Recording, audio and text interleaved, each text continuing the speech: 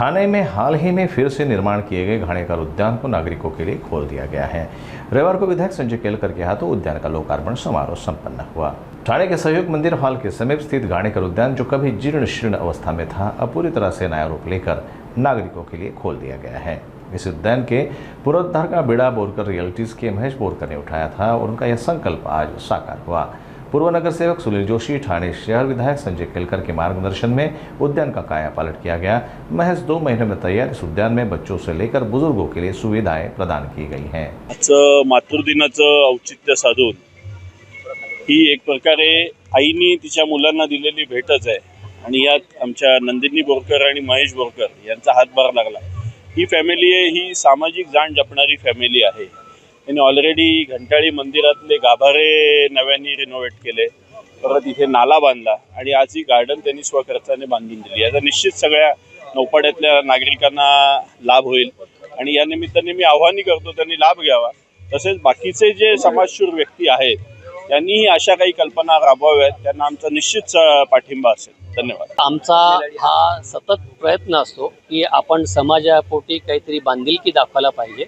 आतापर्यंत आमच्या सगळ्या कुटुंबाने असे 3-4 प्रकल्प यशस्वीरित्या पूर्ण केलेले आहेत। एक पहिला प्रकल्प आमचा चालू झाला 12 ज्योतिर्लिंगांचा, आपल्या आराधनालयाच्या समोर काशी विश्वेश्वराचं मंदिर आहे, ती सेवा आपल्याकडनं घडली। आपल्या या परिसरात घंटाळी मैदान आहे, त्या घंटाळी मंदिराचं संपूर्ण सुशोभीकरणाचा मान मला मिळाला। नाले प्रकल्प केळकर सरांच्या कल्पनेतनं साकारलेलं, माझ्या मुलीने त्याचं डिझाईन केलेलं तो प्रकल्प आपण साकारला। हा जो उद्यानाचा प्रकल्प आहे तोही आम्ही गेल्या 2 महिन्यात अथक प्रयत्न करून तोही पूर्णत्वास आणला।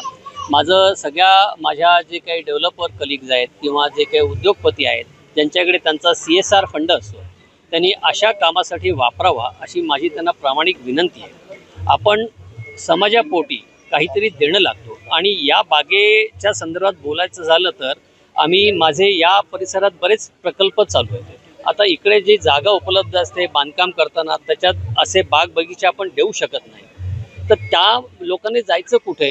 तर ही संधी मला उपलब्ध झाली आणि या संधीचं आम्ही सोनं केलं। भविष्यात सुद्धा असे काही पुढचे प्रकल्प ठाणे म्युनिसिपल कॉर्पोरेशनच्या दृष्टीने जे लोकसहभाग आवश्यक असेल तिथे मी आणि माझं कुटुंब 100% अवेलेबल असेल, एवढं मी नक्की सांगू शकतो। ॲट द सेम टाईम माझे बाकीचे जे काही मित्रमंडळी आहेत त्यांनाही हे मी सांगणार आहे की अरे, एखादा माणूस जर का पुढे आला तर काय होऊ शकतं, याची बरीच उदाहरणं आहेत। तर आपण प्रत्येकाने थोडासा पुढाकार घ्यावा। अशी खूप छान छान कामं आहेत की जी मार्गाला लावू शकतील, फक्त त्याला लोकांचं एक स्वतःचं पाहिजे, आपण काहीतरी करावं अशी एक भावना पाहिजे। आम्ही आता ती व्यक्त केली आहे। भविष्यात आमच्याकडनंही आणखीन चांगली कामं घडतील, आमचे जे काही बाकीचे मित्रमंडळी आहेत त्यांच्याकडनंही अशी कामं घडावीत ही स्वामीचरणी प्रार्थना। When there is a will there is a way असं जे म्हटलं जातं, तर मार्ग अनेक मिळतात। तुमचं विल पॉवर पाहिजे काहीतरी करण्याची। आज नौपाडा भागामध्ये सहयोग मंदिर हा जो हॉल आहे त्याच्यासमोर घाणेकर उद्यान आहे, ते अत्यंत वाईट परिस्थितीमध्ये होतं। तिथे कोणी लहान मुलांना खेळताही येत नव्हतं, इतक्या पडझड त्या ठिकाणी झाली होती। पण जसं मी म्हटलं की विल पॉवर असेल तर ते करता येतं। तर या शहरामधली विकासक जे आहे, जे सामाजिक बांधिलकी जपणारे, असं महेश बोरकर कुटुंब हे पुढे आलं आणि हे पूर्ण गार्डन जे आहे घाणेकर उद्यान ज्याला म्हणतात, हे त्या ठिकाणी त्यांनी विकसित केलं आणि अत्यंत आधुनिक पद्धतीने आणि चांगल्या डिझाईन करून त्या ठिकाणी अभिनव अशी खेळणी, याची मजबूत खेळणी असतील, निकृष्ट दर्जा कुठेही नाही, उत्कृष्ट दर्जाची, आणि हा एक लोकांसमोर चांगला एक आदर्श ठेवला। आज 2 महिन्यामध्ये पावसाळ्याच्या आत त्यांनी हे पूर्ण केलेलं आहे आणि आता मुलांना सुट्ट्या लागल्या, त्याच्यामुळे मुलं देखील या गार्डनमध्ये बागडत आहेत। हा अतिशय आनंदाचा भाग आहे। ही सामाजिक बांधिलकी जी आहे ती या शहरामध्ये आपल्याला दिसून येत असते आणि आज या उद्यानाच्या निमित्ताने सर्वच महापालिकेवर न सोपवता आपणही काही करू शकतो का आणि करण्याच्या दृष्टीने त्यांनी या ठिकाणी उभं केलं आहे। आता आजपासून हे मदर्स डेला म्हणजे सर्व माऊलींना ही एक भेट आहे असं म्हणायला हरकत नाही की त्यांच्या बाळांना, त्यांच्या लहान लहान मुलांना या ठिकाणी या गार्डनचा लाभ घेता येईल आणि नागरिकांना देखील एक आनंद या ठिकाणी ज्येष्ठ नागरिकांना लुटता येणार. ठाण्यातल्या विकासकांच्या बद्दल जास्त बोलणं उचित नाही, परंतु काही विकासक जे आहेत ते खऱ्या अर्थाने रहिवाशांचं हित आणि शहराचं हित समोर ठेवून काम करणारे आहेत, की जे बिफोर टाईम देखील रहिवाशांना पुनर्विकासामध्ये चाव्या देतात. पण असेही काही विकासक आहेत की त्यांनी रहिवाशांना देशोधडीला लावलेलं आहे. सामाजिक बांधिलकी तर सोडाच, पण त्यांची स्वतःची बांधिलकी जी त्यांनी जपायला पाहिजे, वेळेत त्यांना द्यायला पाहिजे, तर उलट त्यांची फसवणूक केलेली आहे. आणि त्यामुळे त्या रहिवाशांचं देखील त्या ठिकाणी योग्य दिशेने त्यांना न्याय मिळण्याकरता आम्ही प्रयत्न करतोय.